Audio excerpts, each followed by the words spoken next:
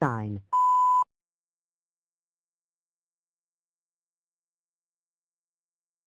Thank you. You are participant 3 joining this conference. Oh my God.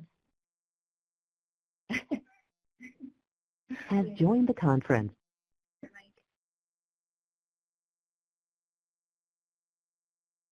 Okay, I'm recording. This is the Indigenous Diabetes Health Circle coming to you from Thorold, Ontario.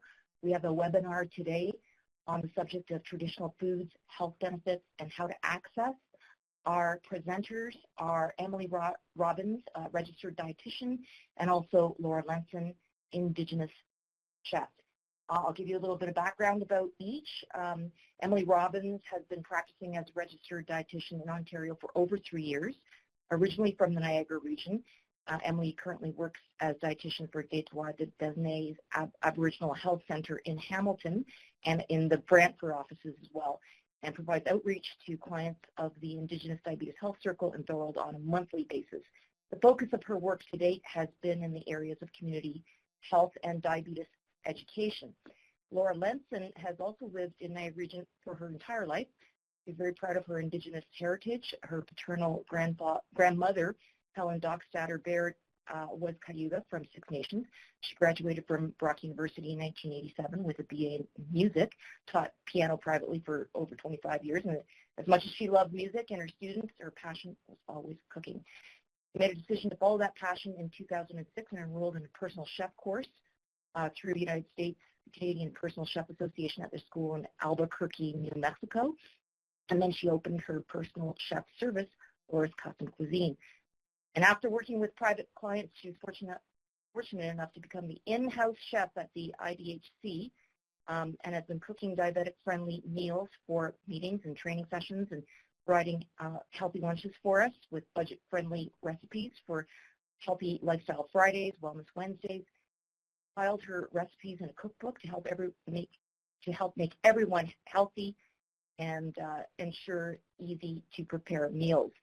The best part of her job, she thinks, is teaching cooking classes the second Thursday of each month at IDHC. It's called Let's Cook with Laura, and it's a series, and it's open to anyone who wants to learn how to make the most of their food dollar and, again, gain confidence in the kitchen. So just and she has catered for the Niagara Regional Native Centre, Three Fires Justice Volunteer Appreciation Dinner, provided daily lunch programs for the Niagara Peninsula Area Aboriginal Management Board, programming at Niagara College, catered to the VIP reception at the 2018 Celebration of Nations. This fall, she led a lunch and cooking skills program at Bethlehem Housing in Niagara Falls and continues to do cooking skills program at Soaring Eagles Secondary School in Thorold. I welcome both Emily and Laura to the webinar.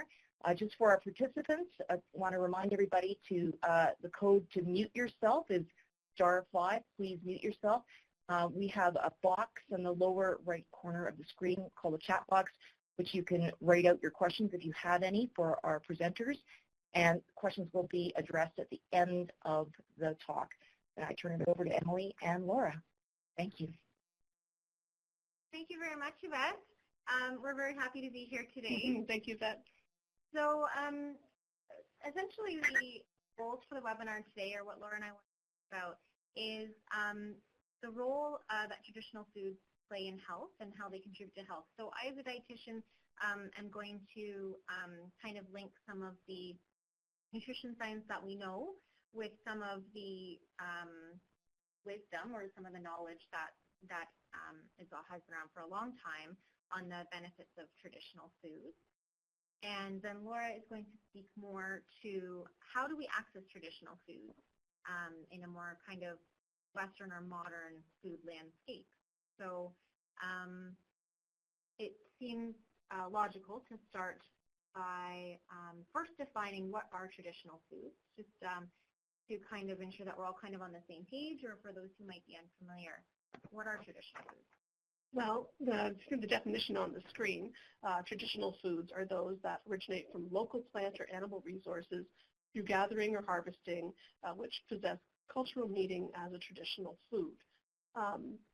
So there's a lot of debate about what is a traditional food. The traditional foods are very specific to certain nations, Turtle Island as well. So what's considered traditional food for the Haudenosaunee people might not be the same as a traditional food for Anishinaabe people or for people on the east and west coast or in the north. Traditional foods have different meanings, but really it's what's local and what's grown in that environment and what's hunted in that environment. Most important aspect is a lot of these foods should be pre-contact foods. So what was the diet before contact? And I think that is kind of the overriding definition of what a traditional food is. And maybe we can clarify too, what were some of the foods that were exposed kind of post-contact or that came along with contact? Yeah, post-contact would be kind of the 5 white gifts, right? The white flour, the white sugar, salt. Even though salt was used, it's not in the enormous amounts that it is today. Yeah. Lard, like solid cooking fats, and dairy products. Mm-hmm. Good. Yeah, great clarification. So I just threw up on the screen here some examples. So like Laura said, traditional foods. Traditional foods are specific to each cultural group. They are, they vary by geography. They vary by season. This is a list of foods that was provided to me in my early days as a dietitian at Deidwada Desne, and I found it really interesting and really helpful. And so it was provided by Six Nations Health Services, and it's just an example of some of the traditional foods used by the Haudenosaunee people. So you'll notice that, kind of like Laura was saying, the emphasis is that these foods are from the earth. We can see that they come from the ground, they come from the sky, they come from the water, but they are really whole foods that we do get from the earth. And a lot of them aren't, they're not processed foods either. Mm-hmm. Our diet today is full of so much processed foods. These are foods that were, nurtured and grown, and the seeds were saved and then planted again. The foods are dried and stored, in case of times of famine or failed crops. And it was, the food systems were designed to sustain people, through good times and bad. And a very seasonal pattern of eating as well. What you would eat in the fall isn't the same as what you would eat in the spring or the winter or the summer. Yeah.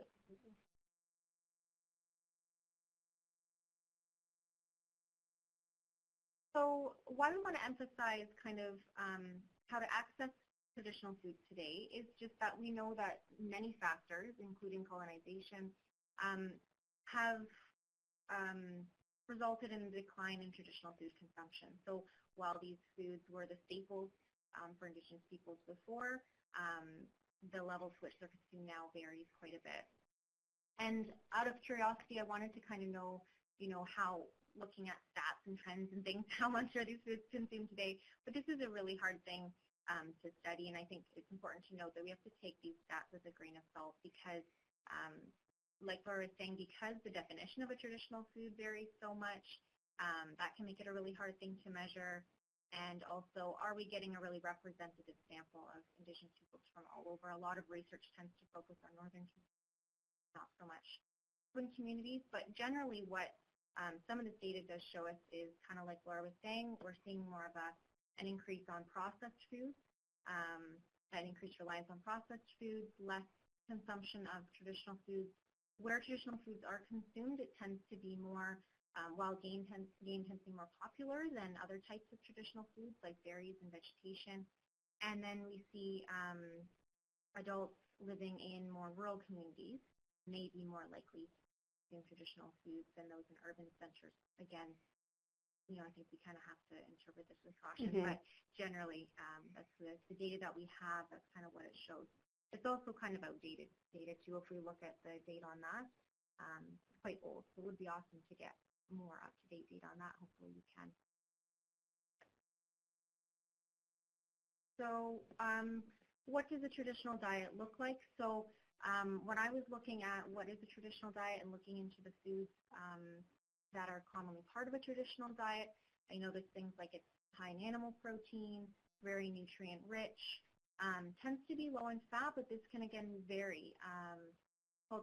Different groups that consume maybe more marine sources of fat, so lots of fish and seafood, it wouldn't necessarily be a lower fat diet, but it'd be high in sort of marine sources of fat. And something that's unique about a traditional dietary pattern too is that a lot of energy was spent obtaining these traditional foods as well, which is different from today. We know that we don't have to expend much energy at all to obtain these foods. We just go out to the store and then we get them. And I thought it was really fascinating to note that some groups could expend even up to 12,000 calories a day hunting and gathering food, which is quite amazing. So I just want to speak more as a dietitian about some of the nutrition, the nutritional benefits of some of these foods that we see as part of a traditional diet. So if we look at it kind of in groupings of where these foods come from, foods from the garden, so this is going to be things like our fruit, our vegetables, our corn, our squash, our beans, and generally, again, the nutrition here is going to vary a lot depending on the food, but what these foods tend to give us are lots of vitamins, minerals, and phytochemicals. And phytochemicals are those plant chemicals which work as antioxidants. They help to prevent damage in the body, and they have lots of other benefits, and they help prevent cancer and things like that too. So our plant foods, our fruits and veggies and foods like that, they're like our multivitamins, right? They give us lots of fruits and lots of vitamins and minerals. And there are also some foods like corn and squash and beans. And when I say beans, we have our green beans, but then we also have our dried beans. Beans. So our dried beans, not our green beans, corn and squash would all give us carbohydrates, which is would have been an important, and still is an important source of energy in the diet. When I talk about fiber, so these foods are all really rich in fiber. For anyone who might not know, fiber has a number of health benefits. So it's really important for proper digestion, helps to promote good bacteria in the gut, helps to lower cholesterol, regulate blood sugars, and help us to feel more full after eating. And so like we were saying, with more foods on the market now being more processed, we tend to lose a lot of the fiber in these foods. That's unfortunately one of the things that is lost. So something like, corn flour made from whole corn would have a lot of fiber in it, but something like the white flour, one of the gifts that Laura was talking about, would have that fiber removed. So that's one of the things that makes it kind of less nutritious, and some of the nutrition that's lost there. And we also, with refining and processing, it's worth noting that we lose a lot of other nutrients and things too. So this is just kind of a fun example to show you that when we take our whole food, like our apple, we can see it's packed with fiber. It's got 5 grams, which is quite a lot. A little bit of sugar and some vitamin C, some natural sugar and some vitamin C. And as we process and change that, so we make it into like applesauce, we lose almost, like over 3 grams of that fiber. The fiber is dramatically reduced. And then the sugar increases quite a bit, and we lose that vitamin C. And then as we refine it even further, we turn it into apple juice. We've lost almost all of the fiber. We've almost doubled the sugar, and again, the vitamin C is quite low, and a lot of that would probably actually be added back in at this point. And then, even further in apple-flavored candy, no fiber, tons of sugar, and no nutrition. So generally, that's what we see. The more processing the food undergoes, the less nutrition, the more nutrition is taken away, the less nutrition we're left with.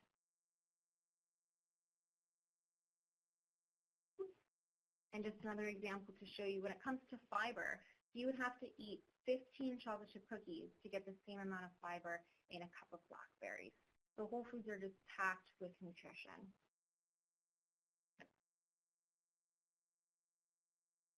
Do you have anything to add to the? I was going to go back to the corn, beans, and squash. Yeah. When you look at the 3 of them, the three sisters, they grow together and help each other in a traditional garden. And these are the foods that were harvested and stored and preserved, to help the people in times of famine. And because they keep well, and they're able to be stored for a long time. But when you combine the 3 together, you've got your protein, your carbohydrates, your vitamins, minerals, fiber. Just by eating those 3 things together, you pretty much have a complete diet right there, And it doesn't have to be processed foods. Like when you were showing the slide of the apple, it reminded me of things that when we shop, we should look for things that are great-grandmothers would recognize.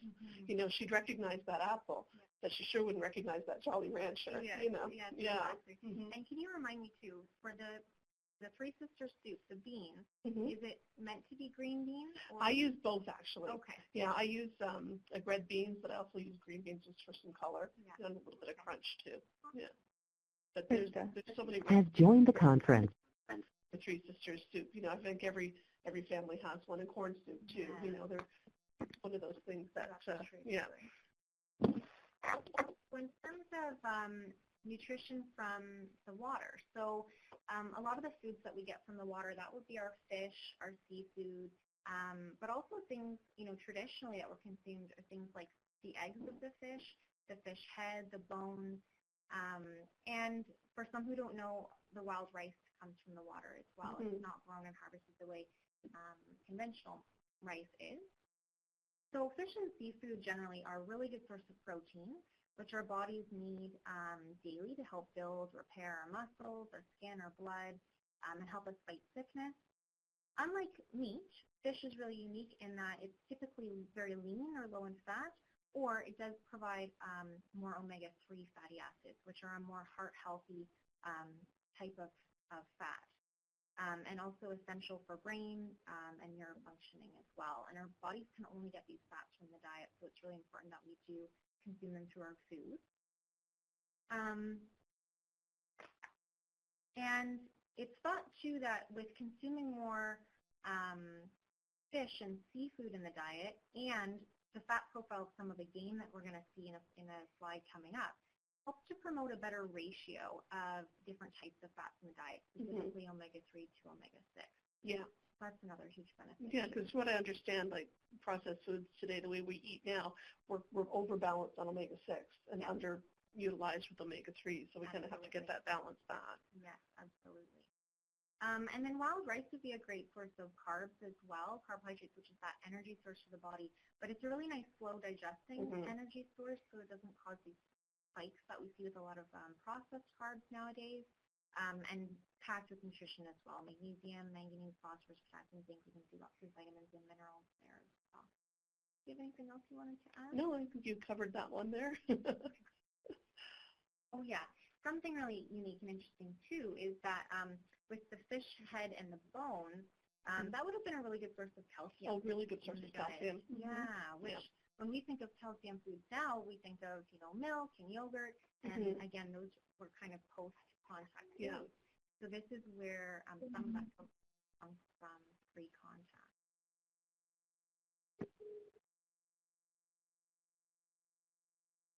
All right, and this slide just kind of shows you that some of the traditional sources of fish, like salmon, Arctic char, that are still available today, compared to some of the battered fish fillets on the market now, we can see that the amount of omega-3 fatty acids is quite a lot higher, 0.93 versus grams. So the nutrient density is a lot higher in this traditional food. So nutrition from the field, this would be things like our roots, our plants, and our berries. And so this can be, you know, a tricky thing because many native plants have disappeared. Some have been introduced from other countries, but I think that's what that looks like. That landscape has changed quite a bit. But these foods would have provided carbohydrates, so things like our berries would provide carbohydrates and sweetness to the diet. So berries and maple syrup would have been some of the sources of sweetness in the diet. What's really interesting, too, is when we analyze wild berries, they tend to have more nutrients than conventionally grown berries do, and including, again, calcium. So, again, something we wouldn't normally think of. I mean, something like nettles, too. You know, that was, you know, an important, you know, part of the diet as well. And even, like, different greens, like dandelion greens, again, a good source of calcium there, which No, and actually dandelion greens, you know, you can, if you don't spray your lawn, you know, you can harvest them yourself. You know, there's so many foods that are available to us in our backyards. We just have to, you know, watch what chemicals we use, and, you know, we can harvest them. Absolutely. And so, many different, you know, plants are still very edible. just a matter of, if you're not familiar with them, maybe going out with somebody who's knowledgeable Yeah. in that area, Yes. and they can take you around and show you. But I know that I'm often amazed at so many of the plants around us that I grew up just thinking it's just a weed or just a plant. Since working at Data Disney, I've come to learn that they are edible. Yeah. And, Yeah. There's so many things available in your own backyard. Yeah. Great. Wild roots and things as well would have been a good source of iron, and some of those greens are quite high in iron. So again, this just kind of shows you a comparison of kind of conventional foods versus traditional foods and how the nutrient composition compares. So you can see in our berries, lots of folate, which is the B vitamin, and lots of fiber, and then that number again diminishes as we go towards something like a processed food. And then nutrition from the woods, so this is the game, small animals, wild game, small animals. So I think most people know that this would be a really good source of protein, again, in the diet, and also iron, and B vitamins, other vitamins and minerals as well. And iron is really important to carry oxygen throughout the body, helps us to think clearly, keeps all of our cells functioning properly, helps us to grow and stay healthy and strong. But what's kind of neat about the wild game, we'll see in the next slide, is it does tend to have more of the nutrients we want more of and less of the nutrients that we don't want as much of, which conventionally farmed meats, they have kind of the opposite profile. But what's really cool, too, is we can see that traditionally a lot of the organ meats were consumed, which is really not very common now. No. Do you utilize or cook with organ meats at all? Not very often, no. It's really difficult to find a lot of organ meats. Like, I remember, even when I was growing up, we ate a lot more organ meats, and now they're really difficult to find. Yeah. And then I know I have read, too, like, there's times even if you hunt your own meat or kill your own meat, you have to be careful sometimes because of the environmental Exactly. contaminants. Yeah, like the liver, because that's what, processes toxins, Right. things like that. You do have to be careful. Exactly. But they are a great source of different nutrients. Deer liver, I have read, is super high in vitamin A, so high, in fact, that a 90-gram portion contains enough vitamin A to meet adult males' requirements for approximately 16 days. So very packed with nutrition. And then the kidneys are a good source of vitamin A. Heart's a very good source of riboflavin, niacin, and iron, and those are B vitamins in addition to the iron there. So this is the slide I was referencing earlier that just kind of shows you that if we look at kind of a farmed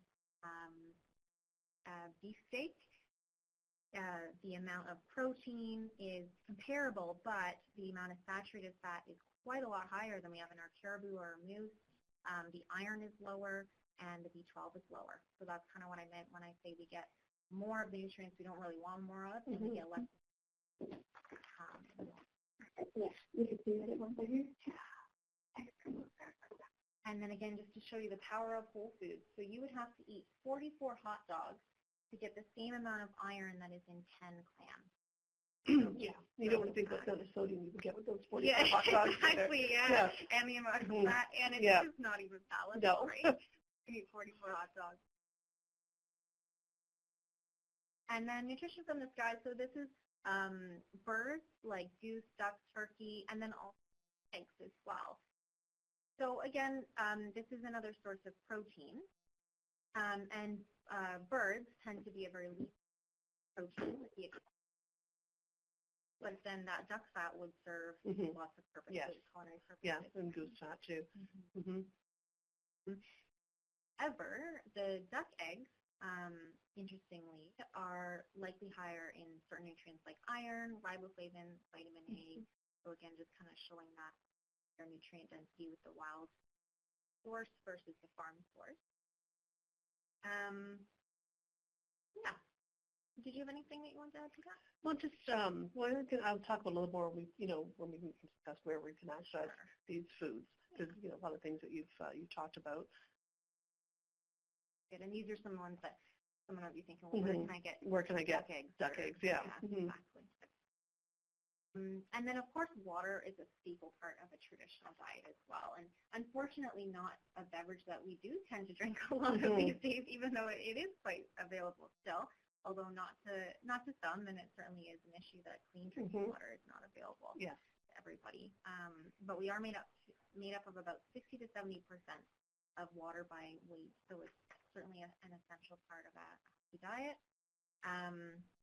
Helps do many things like carry vitamins and minerals, regulate our body temperature, eliminate from the body, improving digestion, keeping us well, keeping our immune system working well.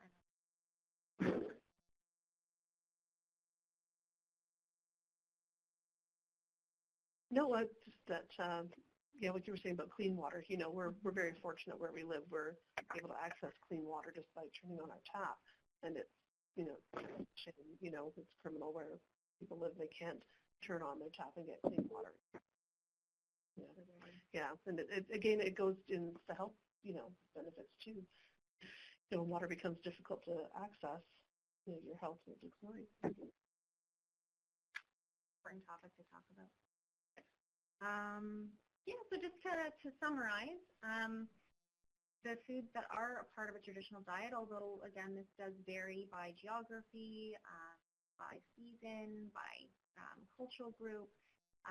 Generally speaking, we see that a traditional diet pattern is lower in calories than the kind of more Western conventional diet. It tends to be lower in saturated fat, richer in omega-3 fatty acids, which are great for the heart, lower in carbohydrate, including simple sugars. Again, that sweetness really would have come from things like berries and syrup.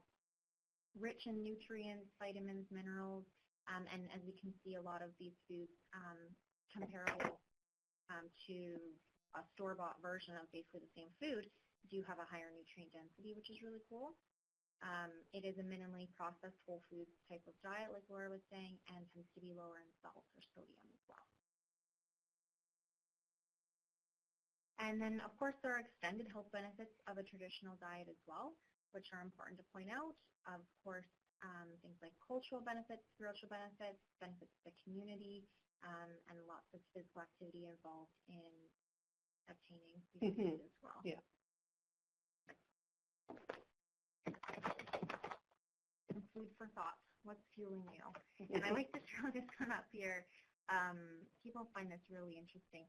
So if we kind of look at this list here, this is an ingredients list of a really common food that we find in the grocery store. So I just wonder, if we look at this list, can we tell what the food is? Would we know what it is? And it's kind of like Laura was saying, try to choose foods that have recognizable ingredients that your great-grandmother would recognize. So it may surprise you to know that this is the list of ingredients for a granola bar, which oftentimes was perceived as a healthy food, right? So not that granola bars can't be healthy, but our store-bought versions often in long lists of ingredients. And they're easy to make yourself, Absolutely. Yeah. And you know exactly what's in them. Yes, exactly, and can control the amounts of things. So I'll turn it over to Laura to talk a little bit more about how can we access traditional foods today. Well, that's a challenge, especially when we live in this kind of suburban environment. Unless you know somebody who's a hunter, or you hunt yourself, it's difficult to access wild meat. Like, it's really difficult. There are places in the area where we can get farmed wild meat. Lakeland Meats, for example, over on St. Paul Street West. They do, you can buy game there, but it is farmed game. So the benefit to that is it's been inspected, and you're able to serve it, in a commercial setting, where if you're serving to the public. But it doesn't have the same kind of taste as wild caught meat would. There you can buy venison, you can buy bison, you can buy elk. They have duck. They do sell duck eggs as well, so you can access them there as well. Duck eggs, a lot of the times you can find them in farmers markets. Usually they're a spring thing, for duck eggs. It's kind of a seasonal treat that you can get. And the other, components of a quote-unquote traditional diet, the Three Sisters, corn, beans, and squash. Those are much easier to access. You can buy bags of dried beans in the grocery store or at Bulk Barn. You can get squashes, different kinds, like butternut squashes especially. Those are a really nice squash to use. They have a nice mild flavor and they're nice and sweet. And corn as well. But it's not the same kind of corn that we're used to, like yellow, kind of genetically modified, peaches and cream corn. That's not the kind of corn that we mean. We're talking about like traditional white corn that's been, dried and then lied, and going through that process of lying the corn, we're also increasing the nutrition in it tremendously as well. The calcium, the calcium and B vitamins increase tremendously when the white corn goes through the lying process. However, getting a hold of white corn that has been lied is not easy. If you have somebody that on Six Nations who can provide you with it, that's great. You've got an access, you've got a source. Sometimes it's available, in the stores up there, like you can buy it frozen or in the refrigerated section. However, if you don't have, access to that and you want to try something similar, Latin American grocery stores are actually a good source for that. You can buy Mexican-style white corn in cans. It's used for a soup called pozole, and it's similar. It's been more processed, obviously, but you have the same kind of flavor, for the white corn. And so if you wanted to access that, Latin American grocery stores are a really good source for corn, because corn, something that has come like from South America into North America, and indigenous peoples through all the countries, corn is a really important part of the diet. And the Latin American grocery stores will give you access to the canned pozole, also white cornmeal, blue cornmeal, corn flour. So these kinds of things, if you don't have a source, say on Six Nations or wherever, you can certainly check that out and try to get a hold of some of it that way as well. Yeah. Really cool. Yeah. Yeah. And and then things like berries and things that grow in nature that you can harvest yourself, things like cedar, and nettles. And if you have somebody who forages, there's lots of books on foraging that you can buy, that you can read up about foraging. There are foraging groups that you could access as well. Or even just having your own garden. There's several seed-saving exchanges and workshops that you can go to. There was one recently at the Niagara Falls Library. And you can access seeds for traditional foods and try to grow them yourself. Grow your own food. And that's probably, the most traditional way to do things, to grow your own food. You're getting exercise by going out and tending your garden, by harvesting it, looking after it, and you really appreciate that food. You save the seeds, to plant them again the following year. So are libraries a good source, maybe community health centers for getting connected to groups Yes. like that? Okay. Yeah, and friendship centers too. Oh, yeah. Yeah, like the Niagara Regional Native Center and the Fort Erie Friendship Center. They both, are a good resource as well for those types of programs as well. Yeah. Great. Those are all awesome tips. And yeah, like Laura said, I mean, there's stuff all around us, right? So I think a couple of examples that Laura gave. And yeah, some of these things. Yeah, the Farm Boiler just opened in St. Catharines. I haven't been there yet, but yeah, and even a place like Bulk Barn, like you can get wild rice there. If you wanted to, get your wild rice from a indigenous supplier, there are lots of suppliers online as well that you could order from too. And they would ship them to you? You could have it shipped as well. Yeah.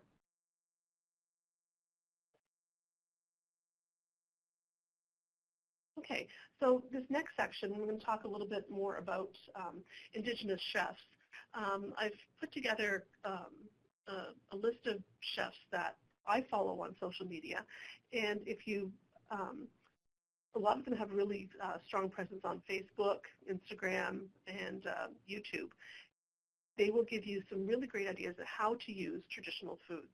A lot of recipes, a lot of how-to videos, and you can get some fantastic ideas by following them on social media. So if you want to be a little more inspired, how can I make these traditional foods? It's one thing to talk about how we get them, but it's something about how do I prepare it, to make it delicious so my family will eat it. Because if you want to follow a traditional diet, you're going to need buy-in from everybody else that you live in, right? And if you can't make this food palatable and delicious, then you're not going to please anybody. So Sean Sherman, he's a chef from Minnesota, and he's starting an initiative called the Indigenous Food Lab, part of his Natives nonprofit organization. And what his goal is to train young chefs in Indigenous food ways, and kind of with a vision of having Indigenous restaurants from one end of Turtle Island to the other, because this is the food of this continent, and this is what we should be eating, and to get it more in the mainstream so everybody can enjoy how wonderful traditional foods are. He will post videos occasionally on his Facebook and on YouTube as well, so you can get some really good tips from him. His cookbook, the Sous Chef's Indigenous Kitchen, is a fantastic source. It's completely decolonized as well, so it's only pre-contact food that he uses in his recipes. It's a really interesting book, and a lot of good information in there. That's awesome. It would be great to have, tourists or people coming to Canada to be able to see and learn about these foods and have them be at the forefront of Canadian culture. Yeah, it's true. Well, the next slide here is Shane Chartrand. He's a Canadian chef, and he has a restaurant at the River Cree Resort out west near Edmonton. And he's recently published a cookbook as well called Tawa, and it's more of a fusion approach, more gastronomic restaurant approach, but again, some really good recipes and some great stories about traditional foods with a more Canadian perspective. Sean Sherman is more an American perspective, and this is more a Canadian perspective as well. And David Wolfman, I think, was probably one of the original Indigenous chefs to kind of come to mainstream attention. His show, Cooking with the Wolfman, aired for a long time on APTN, and you can still watch it. He's a professor at George Brown in Toronto, and he will post occasionally on his social media as well, cookingwiththewolfman.com, and he's on Facebook too. Do they have any courses at George Brown? I don't know if it's specifically, but he is a professor there as well. And his cookbook is really good too, Cooking with the Wolfman Indigenous Fusion. Great book. Rich Francis, he was a contestant actually on Top Chef. Cool. Yeah, Top Chef Canada. He placed I think he was 3rd overall, and he's really focused on decolonized cuisine and food sovereignty. Like the legality of serving wild game in a restaurant. Not being able to do so. It's a difficult thing, and he's also been part of a documentary series called Red Chef Revival as well. So it's really worth checking out. And his social media will provide you with a lot of information as well. And Cezanne, Volatile Catering, she is also featured in the same documentary, and she's from Quebec. And again, her social media, I haven't seen a lot from her on social media. It's a little quieter, but still it's nice to see another, these female Indigenous chefs as well. It's very inspiring. And Hiawatha, she's a fabulous chef, and she's just opened a brand new restaurant in Sudbury. And you can follow her on Facebook and at her website as well. She's done catering for IDHC in the past when they've had events in Sudbury, and her food is amazing. I think that these are so close to home. Yeah, really cool. Joseph Schwana, he has a restaurant in Toronto called Kokum Kitchen. So Kokum is another word for grandmother, and he is in the process of relocating it. And if you follow him on Facebook, even though the restaurant is closed at the moment, he does occasionally have pop-ups, throughout Toronto, so you can sometimes catch him at a pop-up event. If you follow his social media, you can find out kind of where and when. Great. That's a great name. I like it. And this is Joel White Duck of Nish Dish. This is more of a casual style eatery in Toronto, and he his Facebook as well will give you some good ideas, and also, you know, what kind of their specials are, and, you know, what they've got going on at their restaurant. It's kind of a neat place. Yeah. I feel like I've heard of that one. Yeah, Niche Dish, yeah. Mm-hmm. And Brian Yazzie, he's an associate of Sean Sherman. He's from St. Paul, Minnesota, and he's got some great social media. He belongs to a group called Intertribal Foodways, and he has a YouTube channel, Yazzie the Chef, and Yazzie the Chef TV, and he'll give you some great ideas on how to cook with traditional foods. And he's going to be starting a podcast soon as well. So yeah, he's all over social media, and he's a really great resource as well. Is that on YouTube? Yazzie Chef? Yes. Or, Yeah, that's his YouTube channel. Mariah Gladstone. I heard Mariah speak at the fourth annual Conference on Native American Nutrition in Minnesota this past fall, and she's a food scientist. And yeah, and she has a really interesting approach to traditional foods. She's all over social media. She has like a YouTube channel, Instagram page, Facebook page, Indigenous Kitchen, which is kind of kind of an amalgamation of Indigenous and digital and kitchen. So yeah, Indigenous Kitchen. Yeah, with Mariah Gladstone. She's really great. If you ever get the opportunity to hear her speak, she's a fantastic speaker. Aisha Smith, she's on Six Nations. She was featured on CBC not too long ago, back in the fall.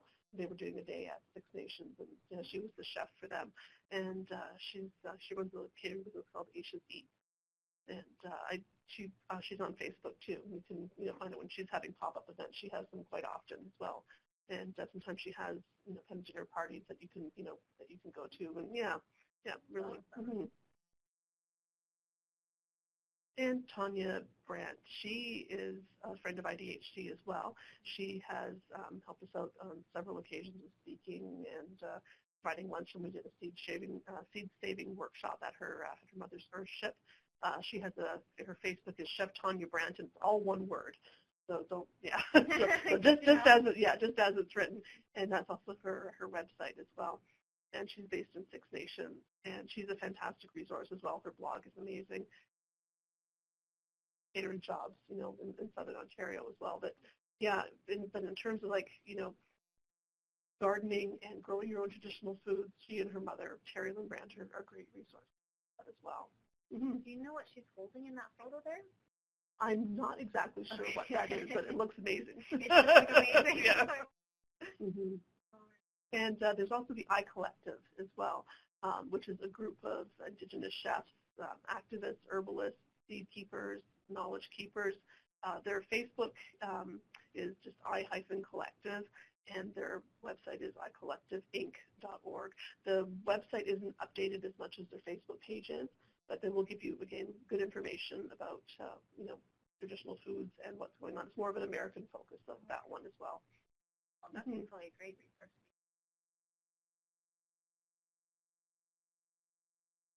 All right.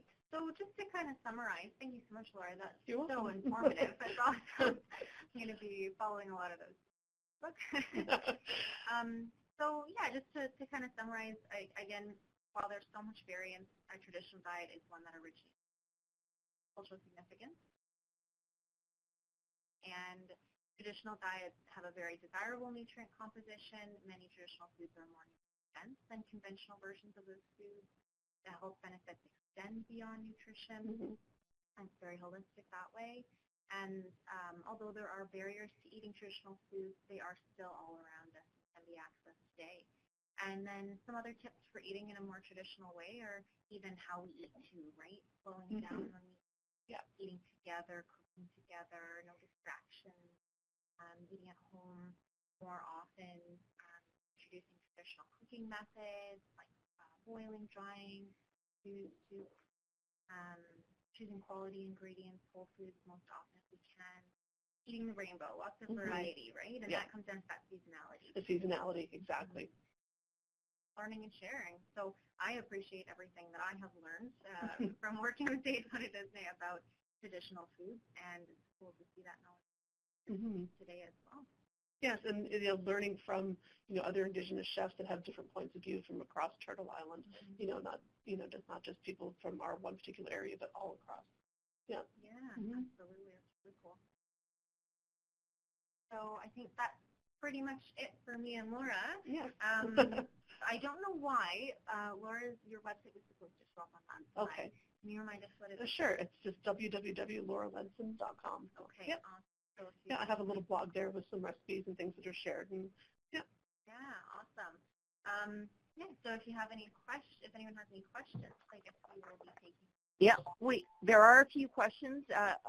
Laura and Emily, thank you very much. That presentation was just excellent. I thought you were both so informative and clearly knowledgeable and presented some really radical ideas and some artistic, creative ideas and tasty as well. So and smart. There's a lot of things.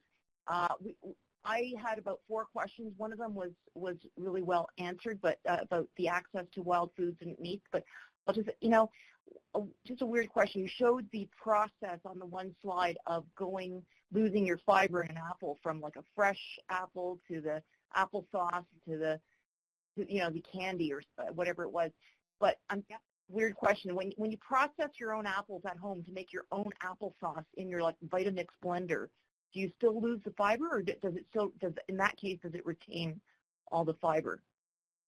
Sorry, I was trying to back up to the slide. I went way too far. No, I think you would still retain the fiber making it that way. Because I'm sure if you've ever eaten homemade applesauce compared to like a Mott's applesauce, in the jar, you'll notice the texture's a lot different. This is a lot smoother, a lot finer. So I'm sure it's been strained. Yeah. Wow. And a lot of it's been taken out. So if you're making it at home, you're including kind of everything, and you're not straining it. You can leave it chunky. Would you skins on yours? Sometimes you can. Yeah. One thing is that a lot of the fiber is in the skin. Yeah. So yeah, you would lose maybe a little bit that way if you peel them. Yeah. But yeah, I think you're right, Laura, that they refine it and they make it really smooth. Yeah. Yeah. I have another question around the taking in of liquids. You talked about water in your slide there about water, and of late there's been some news from the mass media sources that coffee is now said to be good for you, that it's in fact anti-inflammatory, and they're recommending 3 to 4 cups a day. I'm just wondering what you think of that from a traditional point of view, or and for those of us that are still addicted. Do you have any comments? You said coffee, right? Sorry, I was having a hard time hearing. Coffee? Yeah, coffee. Yeah, coffee is one of those things. It's been in and out of the news forever. You hear one thing about it, you hear another. And what happens is one little study comes out that kind of throws new questions into the mix and looks like it comes from a different angle and has some new information. But really when it comes down to it, I mean, pure black coffee is actually quite healthy. It does have antioxidants, lots of plant compounds that are beneficial for us. It's just a matter of what you put in it, right? First of all, if you are adding a lot of sugar and a lot of cream, you lose a lot of that benefit. And then the amount too, right? Everything in moderation. So because it does have caffeine, we can see typically with more than about 3 cups a day for an adult, we can see some of those negative effects like headaches or shakiness or irritability. And then conversely, if you're trying to back off on your coffee intake, we can see some negative side effects of that caffeine too.